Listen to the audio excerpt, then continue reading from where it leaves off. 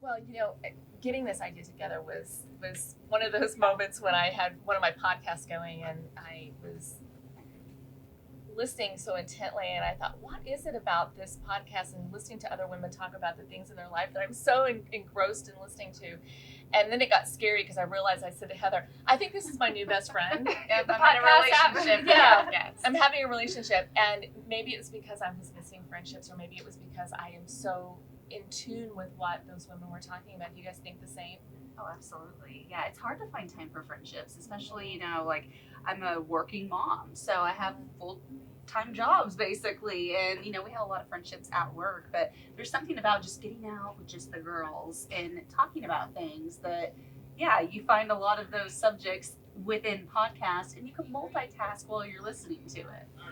I think it becomes, it's a question of priority because we have other priorities and we're so worried about the things you have to do every day, like your kids or our jobs and things for me, and I have to go to the gym where I have to cook and I have all these errands, and you're worried about your personal life, that becomes your priority, and friendships kind of just, it's like secondary, like when I have time. But the thing is, we are not making time. Right, exactly. Yeah, I feel the same way especially because my friends, I have a few friends here in Springfield, but my best friends are out of state. So that becomes even harder when you're not living there. And I think that happens too with life. People move away and that distance makes it even harder to keep those friendships closer together. I think we live in such a fast-paced world too that thinking about, taking a weekend to go visit your friends at home or just even a whole day to have a girls' day is like this novelty idea of, what am I doing wrong that I have time to do that? You know what I mean? Yeah, like, am I really accomplishing everything I need to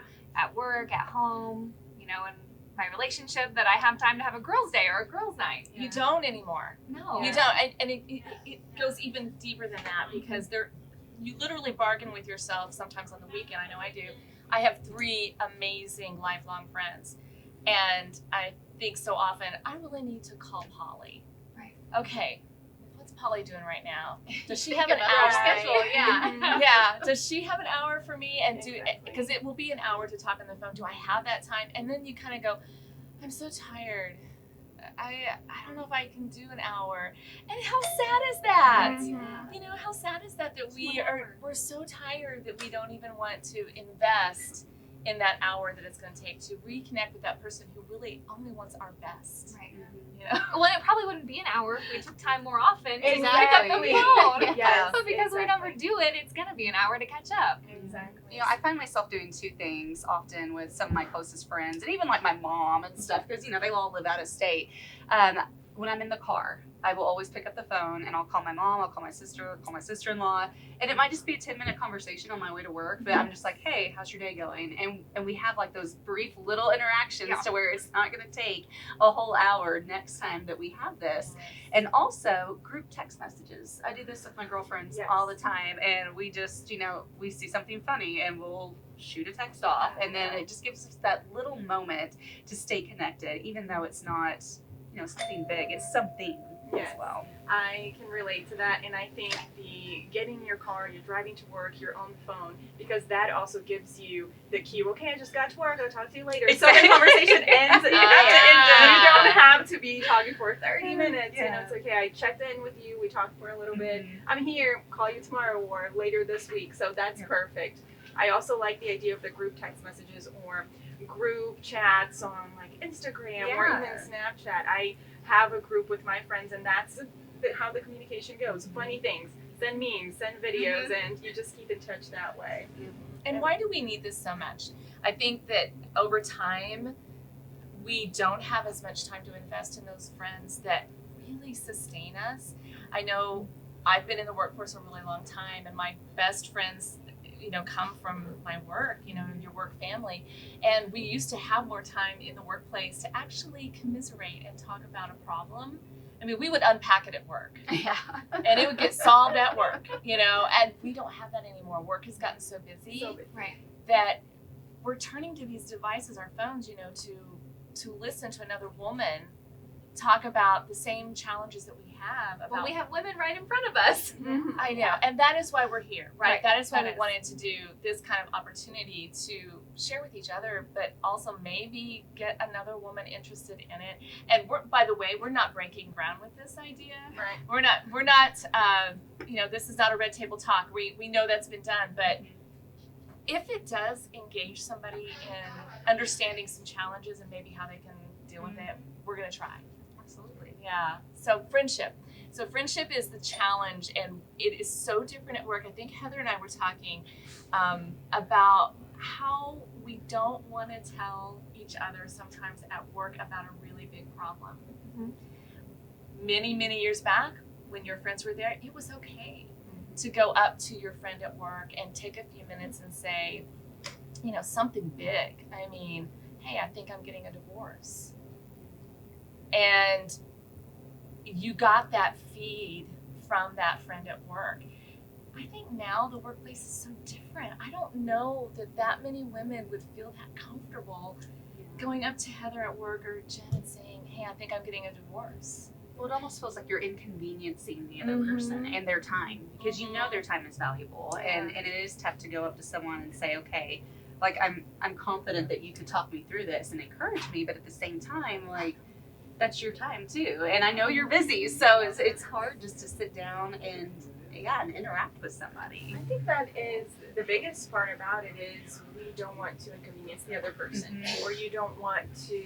I think you're thinking more about the other person than you are yourself, and it's like it's really not their job, or I don't know. You don't want that to make them feel uncomfortable with your problems like that. Or like as women, you don't want them to think like it's going to affect my work, or I'm just emotional, or having a bad day, or something like that, And HR people would tell you that's not the place. It really isn't the place to go and have that conversation. So if I wanted to share that with Lauren, I would say to her instead, hey, I'm going through something. Can we get together after work and really go through it that way? But that's a big problem, but even small ones, it feels so strange at work anymore to go there. And we work in a newsroom, so we have people all around us too. It's very hard to have that private Somebody's going to hear it. Somebody's gonna hear it.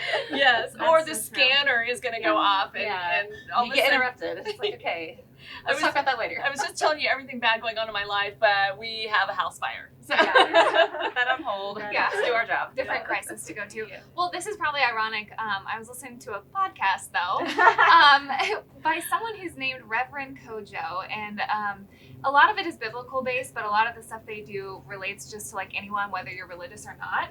And the last one that I listened to, they opened the podcast by saying, successes are how you impress people, failures is how you connect to people. And I think that's a really good point, because even our friends, our girlfriends, anyone, I feel like there's an element of trying to impress them and trying to put your best foot forward. always, especially with social media, Yeah. that's a deal, because we all put that wonderful image of ourselves on social where our life is perfect, and maybe life suddenly gets imperfect. And do I want Heather to know that my life is imperfect? Because she kind of knows me like this person. Got the highlight reel going. You got the highlight reel, and all of a sudden I'm going to have to admit that I'm not perfect and go down that path, right? That sounds like a good podcast. Yeah, it is good. But yeah, little do you know, if you open yourself up to Heather or whoever it is, they'll feel more comfortable opening themselves up to you, and it kind of breaks down that barrier. It does, and you have that deeper connection and are able to help each other work through whatever you're going through too. I think it is, it's like I don't know, because I can say I have at least 2 or 3 friends who I'm very comfortable with sharing my failures with. Like, these are the friends that, yes, we are friends on social media and stuff, but I'm not worried about that. And I think everybody has those, like, 2, 3 people in your life, and as you get older, they're fewer and fewer. So we do have friendships, but those friendships that are deeper and you have more trust are very few. It's 2 or 3 people in your life. So I think there's a difference there, and I think as you get older, it's harder to get to that level with someone, especially someone who you meet at the workplace, because you have this professional relationship. How do you go from this casual friendship that you have, professional friendship that you have, into something deeper? And I think both people on both sides are trying to figure out, do I trust you enough? Do you trust me enough? Is this a safe space for me to share certain things? Or will you tell everybody in the workplace Yeah. about it? Well, not only that, but if you, for some reason, have a falling out, then it's not only part of your personal life, but it's part of your work life as well. Can I tell you guys one other thing? So I was looking up some stuff about friendship, and I feel like a lot of times when we think about our girlfriends and friendships, we think about the benefits that we get mentally and emotionally. But there's actually some research from the Journal of Clinical Oncology that they studied women who have early onset breast cancer. And they found that women who have more girlfriends, a bigger group of friends, were 4 times more likely to survive breast cancer than those who didn't. And not only that, but there's some studies between men and women about longevity, and they found that men who are married will live longer. Women, whether you're married or not, it doesn't matter. You'll live the same amount of time. So I think that goes to show that our connection to women, they really do. Yeah. So I thought that was really interesting. It is interesting, and needing that voice in our heads. You know, I need women in my life. Yeah. I mean, I love men. Men are awesome. I love men. They're great. But the women, they bring some sort of a nurturing to your heart.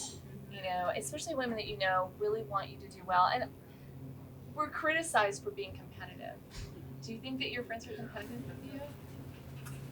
I would say my close 3, you know, Yeah. we all Are. and, like we all accept each other for who we are, and we're all a little quirky in our own way. But at the same time, like we're competitive against like other women out there, you know, like oh well, did you see what so and so did? You know, like did you see that on Facebook? Like that was kind of unique, you know. But so I think that the whole comparison thing, I think that's just something that women do without even thinking about it. We always compare ourselves to other people, and maybe not so much in friendships, at least for me, but I think like with social media, you know, Instagram, everyone's got their highlight reel out there. You'll notice I don't post a whole lot because my life is kind of crazy. You know? Like, no one needs to see my low light reel, okay? You know, and I don't have time, and it gets all crazy. But when you look at these other people and all these influencers and everything, you're like, man, they have it all together. Like, how do I get there, you know? And I do find myself comparing myself to other women, and that's where you can kind of get in trouble, because, you know, you got to kill those comparisons because you're your own person and you just have to be confident in who you are. Well, Heather, I will tell you this. When I see you coming into work, I'm like, man, Heather has it together. I got you fooled. Heather, because you have kids and you show up to work every day like very professional and you're ready to go and you're camera ready. I'm like, man, I don't have kids and I struggle to get to work on time today. Heather has it together.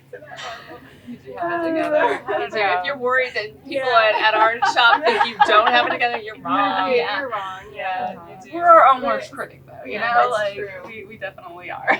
But I think it's interesting you mentioned that, you know, within your group you don't have that competition, but with other women outside your circle you do. And I think it's because then we don't have that connection with them, because I feel the same with my friends. We like inspire each other. One of my best friends, she is getting her PhD. I'm like, you're crazy, but you know, good for you. Like, she inspires me to then be better and do better. And I think when we see other women who we don't have that close connection with, you just see like, oh, look at what she's doing.